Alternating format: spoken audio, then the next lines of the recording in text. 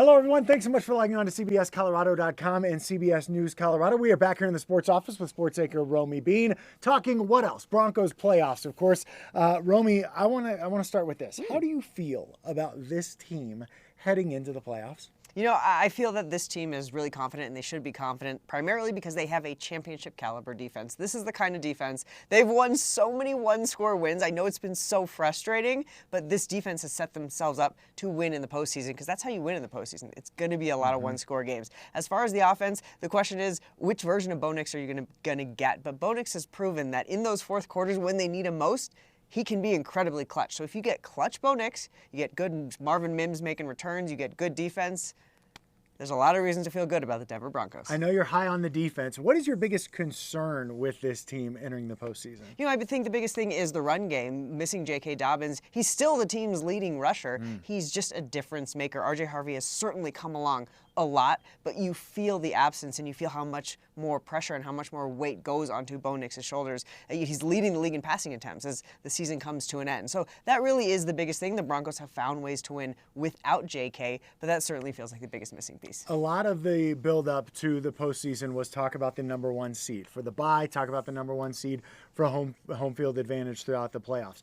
How important are both of those things now that the Broncos have accomplished them?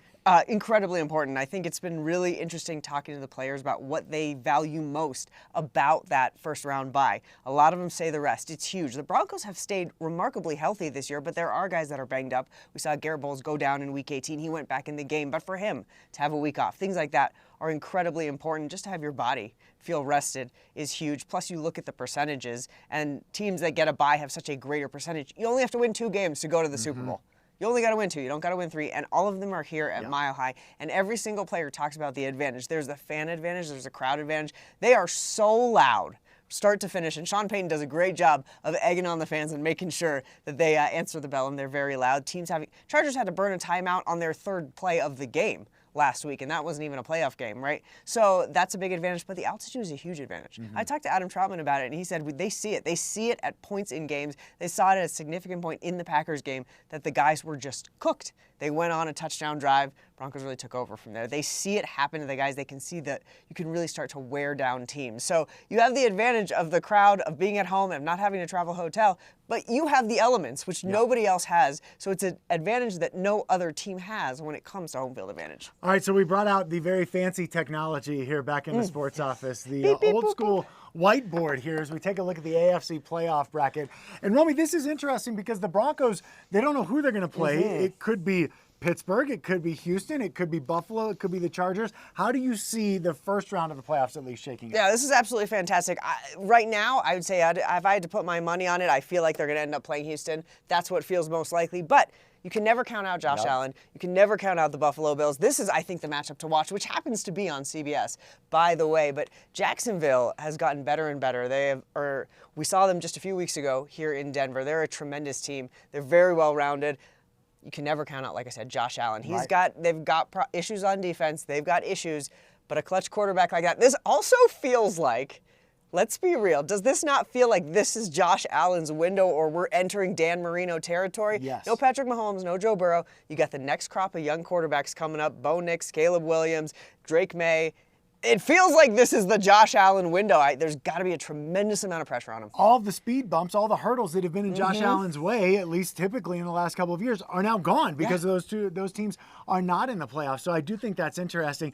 As Romi mentioned, that game's at 11 o'clock on Sunday on CBS. I actually think Buffalo pulls the upset there, and then I think Buffalo comes to Denver in the second round. Which would be fantastic, because I will tell you, to every player I've talked to, they talk about Buffalo, and you'll ask them about Buffalo last year and the ride to this year and the journey to where they are this year. It started right after that game, after, as Mike McGlinchey told me just 2 days ago, getting their heart ripped out.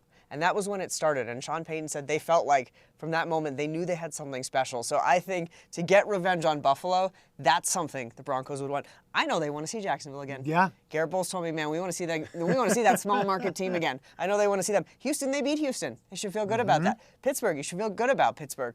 They needed a missed field goal by the Ravens in order to even make the playoffs. Yeah, well, a little holy water helped out too, if you saw that video. I don't see the Chargers beating New England. Justin Herbert, fantastic quarterback, but the offensive line and the lack of players that they have is just, it's to me unsustainable in the postseason in regards to getting pressure on the quarterback. So I do see New England coming out. This one could go either way. I really do feel that way. I think Houston will come out of that one. Do you think that we're setting up for a repeat of 2015? I mean, we've compared this team this year to 2015 so many times. Do you think we're setting up for another AFC Championship game at Mile High between the Patriots and the Broncos? Well, that means we got to have Pittsburgh first. Right. So that means we need to have Pittsburgh, but yes, absolutely. This feels like there's been so many parallels between 2015 and 2025, which is crazy and a lot of fun. But absolutely, when you look at this, I think who comes out in the AFC Championship, you could see Denver, I could see New England, I could see Jacksonville, I could see Buffalo. Bottom line is it's going to be a lot of fun. And, of course, we will have it all covered for you right here on CBS Colorado and CBS News Colorado.